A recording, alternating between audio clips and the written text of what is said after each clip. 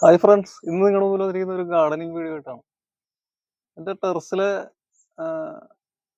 Fruits പ്ലാന്റിന്റെ കൂടെ വെക്കാൻ വേണ്ടി ഒരെണ്ണം ഞാൻ വാങ്ങിയായിരുന്നു. അത് റെഡ് നെല്ലിയാണത്. അത്യാവശ്യം വലിപ്പമുള്ള തൈയാണ്. പെട്ടെന്ന് കാ ഉണ്ടാവുന്ന പറയുന്നത്. ഇത് ഇലയൊക്കെ കുറച്ച് റെഡ് കളറിലായിരിക്കും. അതുപോലെ തന്നെ നെല്ലിയും റെഡ് കളറിലേക്ക് വരുമെന്നാണ് പറയുന്നത്. 250 രൂപ കൊടുത്ത് വാങ്ങിയ ഗ്രാഫ്റ്റ് ചെയ്ത തൈയാണത്. അപ്പോൾ മറ്റുള്ള വീടുകളിൽ പറഞ്ഞിരിക്കുന്ന പോലെ ഞാൻ 20 ലിറ്ററിന്റെ ബക്കറ്റാണ് ഉപയോഗിക്കുന്നത്. കാരണം നമുക്ക് റീപോർട്ട് ചെയ്യാനുണ്ടെങ്കിൽ ഒരു 5-6 കൊല്ലം കഴിഞ്ഞ് റീപോർട്ട് ചെയ്യണമെങ്കിൽ ഈ ബക്കറ്റാണ് നല്ലത്. പിന്നെ ഹൈറ്റും ഉണ്ട്.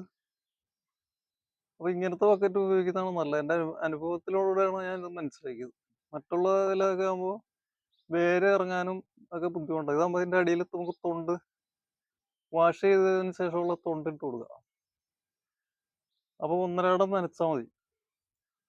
അപ്പൊ പലരും ചോദിക്കാറുണ്ട്, ഡെയിലി നനക്കണ്ടേ, ടെറസ് ആകുമ്പോൾ നല്ല വേനൽക്കാലത്ത് ഡെയിലി നനക്കണ്ടെന്നൊക്കെ ചോദിക്കാറുണ്ട്. ഞാൻ 1.5 നനക്കുള്ളൂ. കാരണം എന്താണെന്ന് വെച്ച് കഴിഞ്ഞാൽ അടിയിൽ തൊണ്ട് മലർത്തി ഇട്ട് കൊടുക്കും. കറ കളഞ്ഞ തൊണ്ടായിരിക്കണം മാത്രം. അപ്പോൾ നിങ്ങൾ ഇതേമാതിരി ചെയ്ത് കഴിഞ്ഞാൽ ദിവസവും നനക്കൊന്നും വേണ്ട. നനക്കുമ്പോൾ ശരിക്കും നനക്കണം. 1.5 നനക്കുമ്പോൾ വേനക്ക് 1.5 നനക്കുവാണെങ്കിൽ ശരിക്കും നനക്കണം. അപ്പോൾ 3 ഹോൾ ഇടാൻ മറക്കരുത്. അതിനുശേഷം നമ്മൾ തൊണ്ട് വെച്ച് കൊടുക്കുക. പകുതി മണ്ണ് ഫില്ല് ചെയ്യരുത്. കുറച്ച് മണ്ണ് ഇട്ടതിന് ശേഷം ആദ്യമായിട്ടാകുമ്പോൾ കുറച്ച് വളം ചെയ്യുന്നതല്ല. എല്ലുപൊടി, ചാണകപ്പൊടി, വേപ്പിൻ പിണ്ണാക്ക് കുറേശ്ശെ ഇട്ട് മുകളിൽ ഇട്ട് കൊടുക്കുക. അടിയിലിടരുത്. അതിനുശേഷം കുറച്ച് മണ്ണൂടെ ഇട്ട് മിക്സ് ചെയ്തിട്ട് ഇങ്ങനെ മിക്സ് ചെയ്ത് കൊടുക്കുക. അതിനുശേഷമാണ് ഈ കവറ് റിമൂവ് ചെയ്തിട്ട് ഇതിലേക്ക് വെച്ച് കൊടുക്കുക. അപ്പോൾ